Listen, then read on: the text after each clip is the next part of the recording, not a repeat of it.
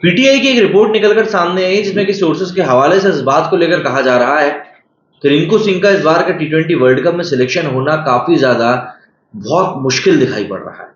वहीं हार्दिक पांड्या का जो सिलेक्शन है वो ऑटोमेटिक तौर पर होने जा रहा है और इन सब के पीछे काफी बड़े कारण हैं। हर एक स्लॉट के पीछे क्योंकि काफी सारे प्लेयर्स खड़े हुए हैं, यही एक बड़ा कारण बनता हुआ नजर आ रहा है। लेकिन ऐसे में वो रिंकू सिंह जिसको कि हमने पिछले आईपीएल में लगातार अच्छा परफॉर्म करते हुए देखा, वो रिंकू सिंह जो इंडियन टीम में आया तब भी उसने बढ़िया तौर से परफॉर्म किया, उस रिंकू सिंह को आखिर आप कैसे निकाल सकते हो? एक फिनिशर के तौर पर अगर हम रिंकू सिंह की कैपेबिलिटीज को देखें तो जब वो इंडियन टीम में सिलेक्ट हुए तब भी ये चीज कही जा रही थी कि यार रिंकू सिंह क्या यहाँ पर परफॉर्म कर पाएगा, लेकिन रिंकू सिंह ने वहां पर परफॉर्म किया और क्या तो परफॉर्म किया और ऐसा परफॉर्म किया कि हर कोई उनकी ही तरफ देखने लगा और इसीलिए ये बात बाद में कही जाने लगी कि यार रिंकू सिंह से बेहतर फिलहाल तो कोई भी फिनिशर हमारे पास में है नहीं। अगर हम लोग रिंकू सिंह की बात को समझें तो भाई रिंकू सिंह ने अभी तक जो 15 टी20 खेले हैं उसमें 176 स्ट्राइक रेट से 356 रन बनाए हैं।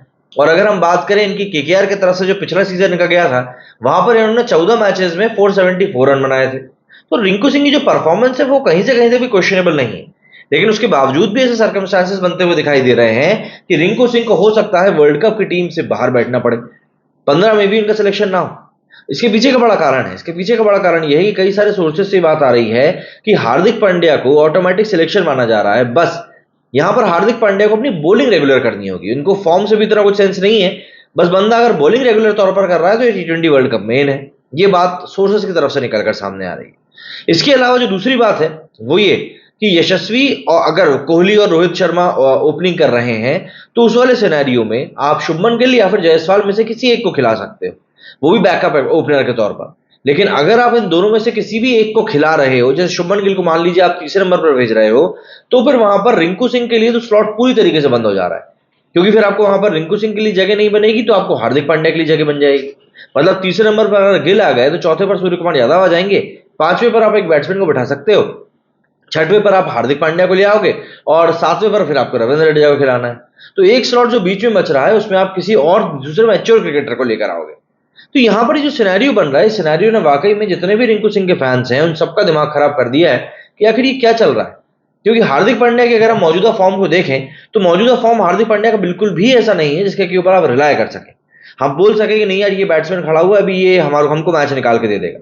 अगर हम मुंबई के ही लिए हार्दिक पांड्या की परफॉर्मेंस की बात करें तो हार्दिक पांड्या की परफॉर्मेंस मुंबई के लिए लगातार नीचे की तरफ जा रही है और ऐसे में क्रिकेटर के तौर पर, एक ऑलराउंडर के तौर पर हार्दिक पांड्या अपना दावा बहुत हद तक लूज करते जा रहे हैं। यही कारण है कि पिछले कुछ दिनों से इस तरह की रिपोर्ट चल रही थी कि हार्दिक पांड्या को टी20 वर्ल्ड कप की टीम में ऑटोमेटिक सिलेक्शन नहीं दिया जाएगा। बट अब यहां पर जो सिनेरियो बनता हुआ दिख रहा है, सिलेक्टर्स का कहना है कि हमारे पास में पेस बॉलिंग ऑलराउंडर नहीं है और उसी की भर्ती करने के लिए हमको हार्दिक पांड्या को खिलानी पड़ेगा।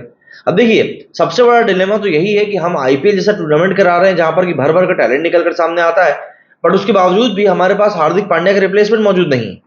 वहीं दूसरी तरफ हार्दिक पांड्या की अगर हम परफॉर्मेंस की बात करें तो ना बैटिंग, ना बॉलिंग, ना कैप्टनसी, किसी भी चीज में वो चल नहीं पा रहे हैं। और यही बड़ा कारण है कि लोग यही सवाल कर रहे हैं कि यार हार्दिक पांड्या को किस हैसियत से खिला रहे हो। वहीं अगर हम रिंकू सिंह की बात करें तो रिंकू सिंह जो कि इस समय ऐसा लग रहा है कि अपने प्राइम फॉर्म में चल रहे हैं, उनको सिलेक्शन नहीं मिलना तो एक बहुत बड़ी ज्यादती होगी।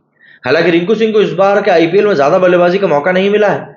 इस बार का कारण यह भी रहा कि श्रेयस अय्यर वापस टीम में आ गए और दूसरी बात इंपैक्ट प्लेयर का रूल। इंपैक्ट प्लेयर के रूल के कारण अक्सर ऊपर ही ऊपर बैटिंग चलती रहती है और इनकी बैटिंग आ ही नहीं पाती, और जब ऐसा होता है तब जाहिर सी बात है रिंकू सिंह को भी अपनी बात को प्रूव करने का, अपनी परफॉर्मेंस को सामने रखने का मौका नहीं मिल पा रहा है। जब इतनी सारी चीजें चल रही होती हैं तब कहीं ना कहीं चीजें और भी ज्यादा बद से बदतर हो जाती हैं और यही सिचुएशन इस समय रिंकू सिंह के सामने ही बनती हुई दिखाई दे रही है। और देखिए मैं तो इतना जानता हूं कि सोशल मीडिया पर समय जिस तरह का माहौल बना हुआ है ना, अगर रिंकू सिंह को बाहर रख के हार्दिक पांड्या को इन किया गया तो भाई पब्लिक काफी नाराज हो जाएगी। क्या कहना है आप लोगों इस बारे में, कमेंट करके जरूर बताइएगा। मेरे सुनिए फिलहाल इतना ही। जय हिंद, जय भारत।